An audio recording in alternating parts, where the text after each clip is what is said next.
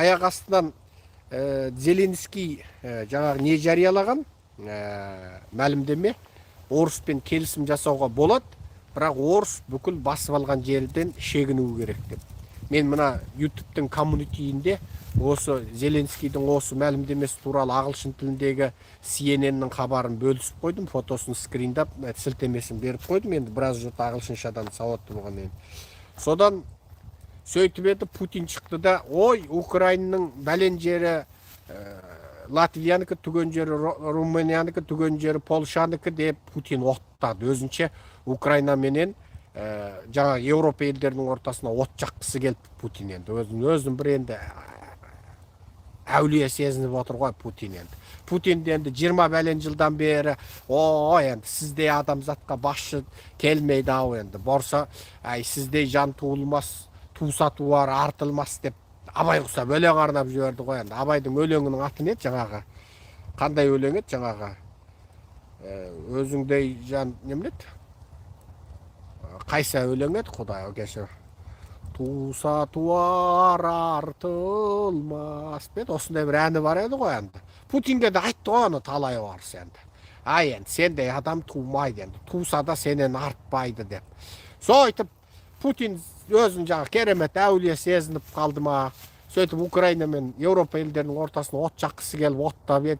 Ан жақтан Европаның бір жолда бәленбай ел шығып, біздің Украинадан ешқандай территориялық талабымыз жоқ. Путин оттамасын деді ғой қысқасы. Путин оттамасын. Сонымен Путин қалды. Айттым сәлем қаламқас дейді, сол тұрып.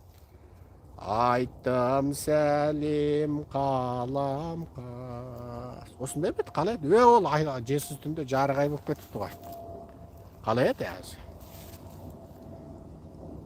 Ой Құдай, жесіз түнде жарығай. Айттым сәлем қаламқас. Енді есіме келді. Сол Путинге де айтты ғой енді. Айттым сәлем Путинжан, сендей жан тумас, туса туар, артылмас деп. Талай орыс ән арнап жіберді ғой оған жаңа. Баяғыда бір Қытайдың караокейінде бір ән болатын жаңа. Байға тисем Путинға тием деген ән болатын. Байға тию керек болса Путинға тием деген. Мына Қытайда Путинге табыну толқыны қатты күшейіп кетті ғой. Путинге табыну толқыны. Сол сияқты. Енді бүгінгі мына орыс Украин туралы жаңалығымыз осы. Енді мына біраз ақпаратымызды енді мына не туралы айтайық. Қытай туралы айтайық. Қытайда жағдай қиын болып тұр. Қытай жаулап алған қазақтың жері бар. Іле, Алтай, Тарбағатай, Буратал, Санжы, Баркөл, Морей деген жерлер Қытай жаулап алған қазақтың жері. Ол кешегі Абылайхан бабамның кезінде, Қабанбай бабамыздың кезінде Ақбілектің күшімен, Ақнайзаның күшімен Жоңғардан қорғап алып қалған жер. Жоңғар басып алған жер. Жоңғардан қазақ қайта тартып алған жер. Ал қазақтың ең қанды шайқасы осы жерлер үшін болған. Естеріңізде болсын. Себебі ол жерлер шекаралық аймақ. Ол жерлер шекаралық аймақ. Қазақ ең қанды шайқасты, ең сұмдық жан алып, жан беріп, миллиондап қырылған шайқасты осы жерде бастаған. Ұқтыңыздар ма? Енді осы жер кейін Жоңғардан қазақ азат қылып, әбден Жоңғарды қынадай қырып, қазақ әбден әлсірегенде қазақтың батысын орыс басып алып, шығысын Қытай басып алды, білесіздер. Сол беті ол Қытайда қалып қойды ол жер. Қытайда қалып қойды. Енді осы Қытай жаулап алған ежелгі қазақ жерінде дәл қазір жағдай қиын. Өте қиын. Ол туралы айтып жатырмыз, әлеуметтік желіде көтеріп жатырмыз. Мынау конгресске дейін кіргіздік. Америка конгресінің медиасында міне осыған дейін қанша мақала жариялаттық. Міне қазір бүкіл дүниенің назарын осыған аударды. Қытайдың тіпті карантинді сылтауратып, жаңағы карантинді сылтауратып қазақтарды таудан, айналада тауда жүрген қазақты алып келіп, өзін қалаға алып келіп карантинге жауып, ой, мынау шағырда қапты. Мен дауысым естіліп тұрма? Дауысым естіліп тұрма сіздерге? Мына жел боп, шуыл боп естіліп тұрған жоқ па? Айтыңыздаршы. Дауыс естіліп тұрма? Болды.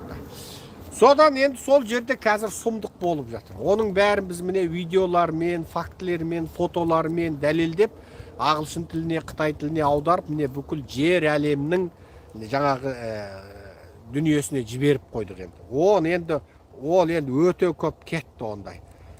Мысалы енді қазір қараңыздар, мен сіздерге bir videonu göstereyim. Recently, Kazakh herdsmen in Yili Kazakh Autonomous Prefecture, also known as Yili, Xinjiang, accused China's zero COVID of leaving their livestock starving to death.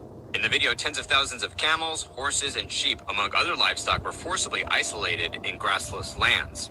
These poor animals kept whining. Meanwhile, some were even frozen in the snow. Men dürüstlep göstereyim.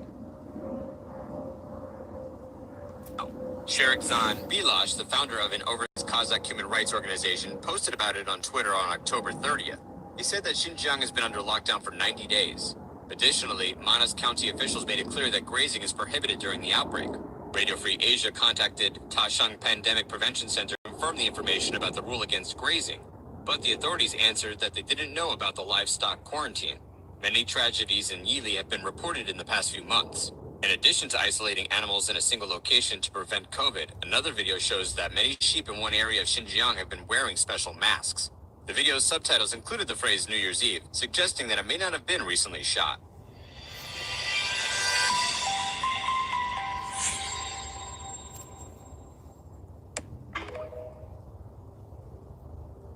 Recently, Kazakh herdsmen in Yili Kazakh Autonomous Prefecture, also known as Yili, Xinjiang, accused China's zero COVID of leaving their livestock starving to death. In the video, tens of thousands of camels, horses, and sheep, among other livestock, were forcibly isolated in grassless lands. These poor animals kept whining. Meanwhile, some were even frozen in the snow.